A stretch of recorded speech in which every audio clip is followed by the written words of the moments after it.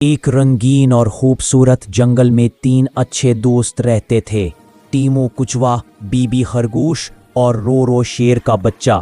ایک دن دھوپ بھری صبح کو ایک چمکتا ہوا پوسٹر ہوا میں اڑتا ہوا ان کے سامنے گرا۔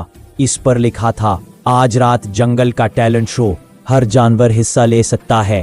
بی بی خوشی سے اچھل پڑی، میں اپنی سپر تیز چھلانگیں دکھاؤں گی۔ رو شیر بولا، میں گانا گاؤں گا، میری آواز سب سے اونچی ہے۔ ٹیمو کچوا آہستہ سے بولا، مجھے نہیں معلوم میرے پاس کون سا ٹیلنٹ ہے۔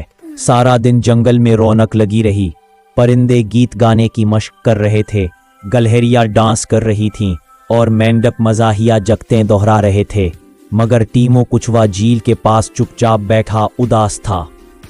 شاید میرے پاس کوئی ٹیلنٹ نہیں، اس نے سوچا۔ رات ہوئی تو جگنوؤں نے اسٹیج کو روشن کر دیا۔ شو شروع ہوا، بی بی نے زبردست چھلانگیں دکھائیں، رو نے بہادری سے گانا گایا، سب نے تالیاں بجائیں۔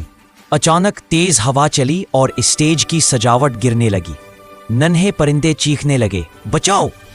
ٹیمو آگے بڑھا، میں ٹھیک کر سکتا ہوں۔ اس نے اپنے مضبوط پھول سے سجاوٹ کے کھمبے کو سہارا دیا جب تک باقی جانور اسے دوبارہ باندھ نہیں لیتے۔ پورا جنگل تالیاں بجانے لگا۔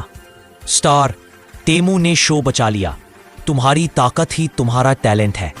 ٹیمو مسکرایا، واقعی ہر کسی میں کوئی نہ کوئی خوبی ہوتی ہے۔ اور چاندنی رات میں سب نے یہ سبق سیکھا، ہر جانور خاص ہے اور ہر ٹیلنٹ اہم ہے۔